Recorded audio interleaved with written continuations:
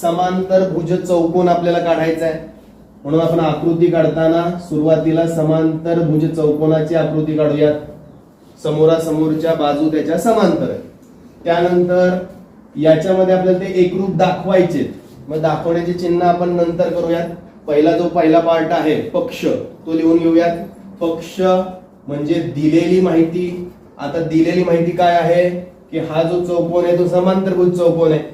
ही जी दिलेली माहिती लिहिताना आपल्याला या चौकोनाची नावं लिहावी लागतील, कारण आपण त्यांना ते दाखवत आहोत. हा चौकोन आहे म्हणून आपण नाव लिहिलं चौकोन PQRS. आणि हा चौकोन कसला चौकोन आहे? समांतरभुज चौकोन आहे. आता हा समांतरभुज चौकोन आहे, त्यामुळे त्याच्या संबंधित बाबी त्याच्यामध्ये आल्या की सम्मुख बाजू ज्या आहेत ते समांतर आहे. आता याच्यानंतर मग पुढे साध्य. साध्यमध्ये आपल्याला काय करायचंय की सम्मुख भुजा आपण लिहून घेऊयात. रेख PQ एकरूप रेख RS, त्याचबरोबर रेख PS एकरूप रेख QR. त्याच्यानंतर आता याच्यामध्ये आपल्याला सरळ एवढंच वापरून सोडवता येणार नाही, म्हणून आपण रचना करणार. म्हणजे जी दिलेली आकृती आहे, जे विधानामध्ये नाहीये ते आपण याच्यात करणार, त्याला म्हणायचं रचना. आता याच्यामध्ये रचना करताना आपण PR जोडला, बरोबर. जो जोडलेला PR आहे त्याला आपण चौकोनामध्ये कर्ण म्हणतो, म्हणून म्हणायचं कर्ण PR काढला. आता तुम्ही जर पुस्तकात बघितलं तर ते काढा म्हटलंय आणि तुम्ही पण लिहिलं काढा.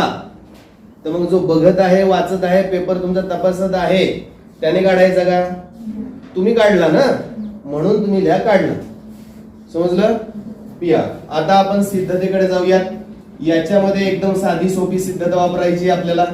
सिद्धतेमध्ये समांतर ज्या बाजू किंवा रेषा असतात त्याचा गुणधर्म वापरायचा आपल्याला. आता यामध्ये बघा, या दोन बाजू काय आहेत? समांतर आहेत.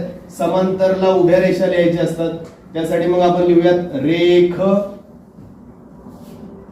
PQ समांतर रेख SR.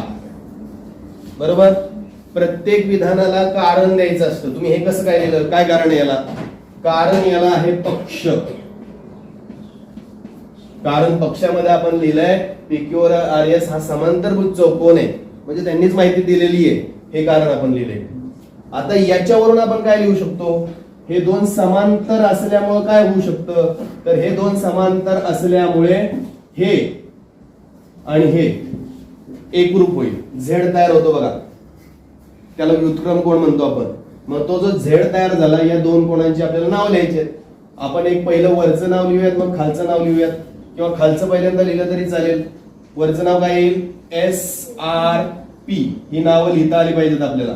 एकरूप कोण बघा, SRP. एकरूप कोण RPQ मध्ये आला पाहिजे तो. याला कारण काय आहे? हे आहे व्युत्क्रम कोण. समजलं? अशाच पद्धतीने आता हे दोन कोण आपल्याला एकरूप दाखवायचे. हे दोन कोण, मग आता हे दोन कोण एकरूप दाखवायचे असतील तर झेड हा याच्यात तयार झाला, म्हणजे रेषा ज्या आहेत किंवा रेख बाजू ज्या आहेत त्या दुसऱ्या येतील. काय येतील? रेख PS समांतर रेख RQ किंवा QR. ह्याला पण कारण काय आहे? पक्ष. जेवढी कारणं लिहिता येतील तेवढी कारणं लिहा. हे ऍक्च्युअली हे नाही दोन्ही लिहिलं तरी चालू शकतं, परंतु आपल्याला जेवढं लिहिता येईल तेवढं त्याच्यामध्ये लिहायचंय. त्याच्यानंतर आता हे दोन समांतर झाल्यामुळे काय होतंय? तर इथे दोन कोण तयार होत आहेत, बरोबर. आता ह्या दोन कोणांची नावं लिहूयात. याचं नाव होईल SPR. एकरूप कोण, याचं नाव लिहायचंय PRQ.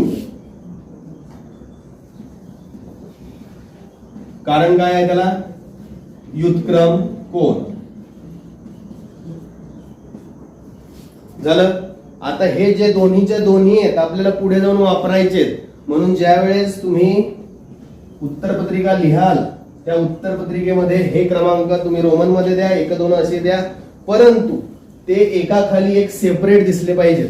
याला जोडून लिहू नका, नाही तर तुम्हालाच कळणार नाही की एक तुम्ही कुठे लिहिलाय, जर मोठं लेंदी काय असेल तर. त्यामुळे याला सेपरेट लिहा की 1 नंबर कोणता आहे 2 नंबर कोणता आहे, हे आपल्याला पुढे वापरायचंय. आता हे झाली पहिला भाग. दुसऱ्या भागामध्ये आपण हे 2 त्रिकोण एकरूप दाखवणार आहोत. कोणते 2 त्रिकोण? हा वरचा आणि हा खालचा. पहिलं समांतर बाजू, नंतर हे 2 त्रिकोण. आता ह्या 2 त्रिकोणांमध्ये वरचा जो त्रिकोण आहे तो आपण लिहून घेऊया. त्याचं नाव, वरच्या त्रिकोणाचं नाव लिहूयात आपण SPR. व खालच्या त्रिकोणाचं नाव लिहूयात. कसं नाव लिहिणार सांगा? QRP. आता हे नाव असंच का लिहिलेलं आहे ते कोण सांगेल मला? ही जी नावं आहेत ती अशाच पद्धतीने का लिहिलेली आहेत? कारण संगती QS हे एकरूप असणार आहेत. त्याचबरोबर R चा हा इकडचा भाग आणि हा P चा इकडचा भाग एकरूप असणार आहेत. बघा SQPR बरोबर. R आणि P, R चा हा इकडचा भाग आणि P चा हा भाग एकरूप आहे. संगतीनुसार ती नावं लिहायची, क्रमाने ते आले पाहिजे. S वाल्याचा जोडीवाला इकडे आला पाहिजे, P वाल्याचा जोडीवाला आला पाहिजे आणि R वाल्याचा जोडीवाला पाहिजे. आता याच्यानंतर आपण हे वरचं वापरणार आहोत. हे वरचं जसेचे तसं खाली उतरवायचंय. पहिलं कोण? SRP एकरूप कोण? RPQ बरोबर. हा कशावरून लिहिलाय आपण? कारण काय याला? 1 वरती आपण तयार केले, त्याच्यावरून आपण ते लिहिलं. आता याच्यानंतर दुसरं जे आहे ते आहे SPR एकरूप कोण? PRQ. बघा हे दोन कोण झाले म्हणजे को झाले बरोबर. आणखी एक राहिले त्याच्यामध्ये, ते म्हणजे ही बाजू दोघांमध्ये, वरचा त्रिकोण खालचा त्रिकोण, त्या दोघांमध्ये सामायिक बाजू आहे आणि सामायिक बाजू सेमच असणार आहे म्हणून ती सामायिक बाजू लिहूयात. सामायिक बाजूचं नाव आहे PR म्हणून इथे लिहिताना आपण लिहिणार रेख PR. एकरूप रेख PR ला एकरूप कोणती बघूयात आपण. आता आपण त्रिकोणाचे नाव कसे लिहिले? PR RP म्हणून आपण RP लिहिलं. याला कारण काय? सामायिक भुजा किंवा सामायिक बाजू बरोबर. या 3 बाबी झाल्या. 2 त्रिकोणांमध्ये कोण झाला, बाजू झाली आणि कोण झाला, को कसोटी तयार झाली. आणि याच्यामुळे काय झालं तर SPR एकरूप झाला. बघा वरच्या मध्ये व लिहिलंय, शेवटी एकरूपचं चिन्ह लिहिलंय. हा फरक लक्षात घ्या. हा दुसरा त्रिकोण QRP आणि कसोटीचं नाव लिहायचं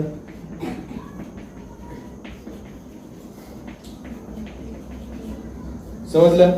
आता हे कशासाठी आपण केलं तर हे 2 त्रिकोण एकरूप झाल्याबरोबर या 2 त्रिकोणाच्या सर्व बाजू दुसऱ्या 2 त्रिकोणाच्या सर्व बाजूंशी म्हणजेच संगत बाजूंशी एकरूप होणार.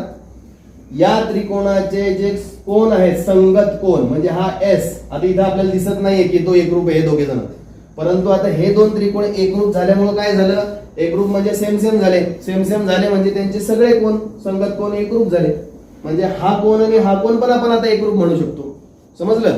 म्हणजे आता अशा पद्धतीने आपण खाली 2 फक्त लिहायचे. काय लिहिणार पहिलं तर आता हे वरचा जो त्रिकोण आहे त्याची एक रेख लिहूयात. याची रेख लिहिली आपण रेख SP किंवा त्याला आपण PS म्हणू शकतो. एकरूप रेख QR किंवा त्याला आपण RQ म्हणू शकतो. PS बरोबर झालं सिद्ध. हे झालं. याला कारण काय लिहायचं तर याला लिहायचं एकरूप त्रिकोणाच्या संगत बाजू. कळलं. असंच आपल्याला दुसरी पण बाजू लिहिता येईल. आणखी दुसरी बाजू कोणती लिहिता येईल? SR एकरूप QP म्हणजे ही SR म्हणजेच RS, QP म्हणजेच PQ. या दोन बाजू एकरूप होतील, त्या खाली लिहू शकतो. याच बरोबर आपण कोन पण लिहू शकतो. कोन कसे लिहिणार? कोन याच्यामध्ये आपल्याला हा कोन सांगायचा आहे, तर तो कोन सांगायचा म्हटल्यावर त्याचं नाव मध्ये यायला पाहिजे अक्षर PSR, एकरूप कोन PRQ. समजलं? कुठे आलं ते? आपण कोण नाही लिहिलं, तर ते कोन त्याच्यामध्ये त्याचे एकरूप होतील. समजलं? अशा पद्धतीने आपण एखादं मोठं प्रमेय असेल ते सोडवू शकतो. काय करायचंय? प्रमेयाचं विधान जे दिलं असेल त्याचे दोन भाग करायचे, एक दिलेला भाग, एक सोडवायचा भाग. दिलेला भाग त्याच्यावरून आकृती काढायची आहे, दिलेला भाग आणि आकृती यावरून पक्ष लिहायचा आहे.